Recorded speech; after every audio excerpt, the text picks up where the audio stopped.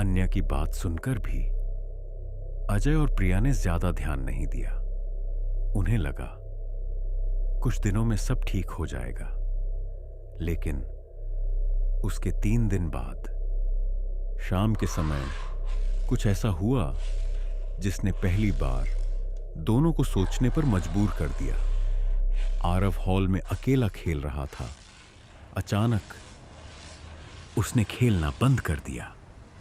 वह धीरे धीरे उठकर कमरे के एक खाली कोने की तरफ देखने लगा। उसके चेहरे पर मुस्कान फैल गई। फिर वह खिलखिलाकर हंसने लगा।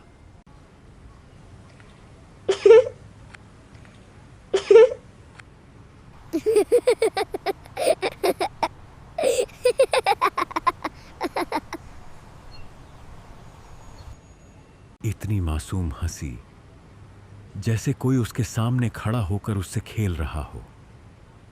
प्रिया मुस्कुराते हुए बोली, किसके साथ खेल रहे हो बेटा? आरव ने बिना उनकी तरफ देखे उसी खाली कोने की तरफ उंगली उठाई।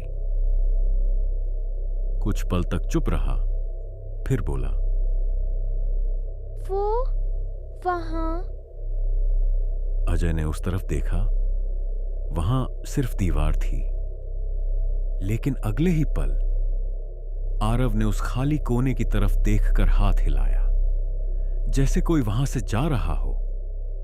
आरव धीरे धीरे हाथ हिला रहा था, जैसे वह किसी को विदा कर रहा हो।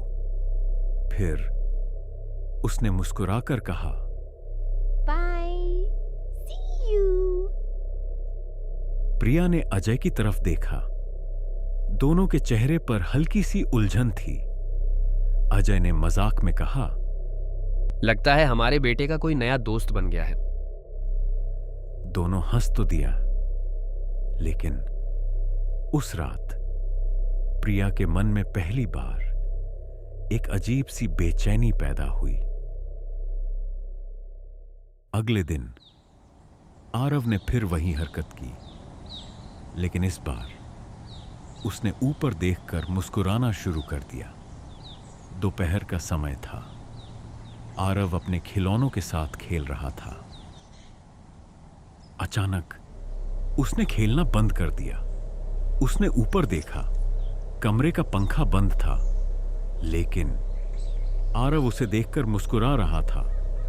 कुछ सेकंड बाद उसने अपने दोनों हाथ ऊपर उठाए, जैसे ऊपर खड़ा कोई उसे बुला रहा हो। प्रिया ने घबराकर पूछा, क्या देख रहे हो बेटा? आरव की नजर अब भी ऊपर थी। वह धीरे से हंसा और फिर से खेलने लगा। उसने कोई जवाब नहीं दिया। अजय ने ऊपर देखा। उसे कुछ दिखाई नहीं दिया, लेकिन न जाने क्यों उसके शरीर में एक ठंडी सी लहर दौड़ गई। उसने तुरंत अपने मन को समझाया, शायद यह सिर्फ मेरा भ्रम है। अब तक अजय और प्रिया दोनों इन घटनाओं को संयोग मान रहे थे, लेकिन उसी रात प्रिया पहली बार इस घर में किसी की मौजूदगी महसूस करने वाली थी। उस रात